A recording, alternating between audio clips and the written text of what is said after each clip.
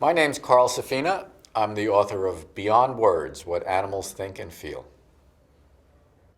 With this book, I started working on stories about animals, animals I had studied in the wild and animals I had known, like my dogs, and what they seem to think about, what they seem to feel, what they do.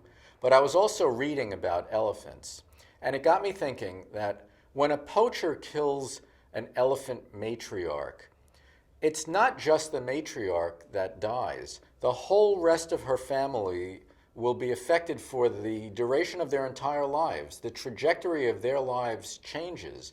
And it got me thinking that with some animals, individual relationships really matter a lot. And I started to think about those kinds of animals compared to animals where individual relationships don't really matter, like let's say a herring in a school of herring. If a fish eats a herring, it doesn't change the lives of the surviving herring.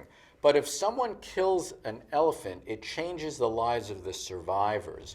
So I started to ask myself, how would you think about that in a brief phrase? And I thought, well, a herring is an it, but an elephant is a who because of their relationship. So with this book, I focused on the animals that are who animals, animals that live in social groups. And the animals that I picked to really focus on were elephants, wolves, and killer whales.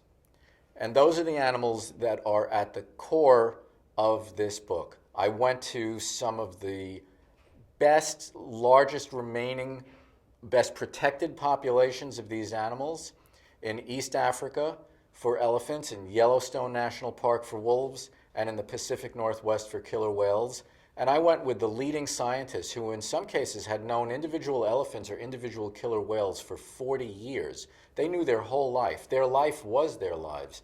And they could tell me lots of stories about what their life had been like, how they grew up, how they became adults and parents and leaders, the whole trajectory of their career. So that's really what is at the core of this book. There's two things I hope you take away from this book. I hope the book really inspires you to really value the other animals that are here with us, and I hope it inspires you to go out and see them and really enjoy the magnificent company that we keep in this world. These animals that are part of the world, and we don't see them enough, and we don't appreciate them enough. So go look at them, go look for them, enjoy them, and have a good time.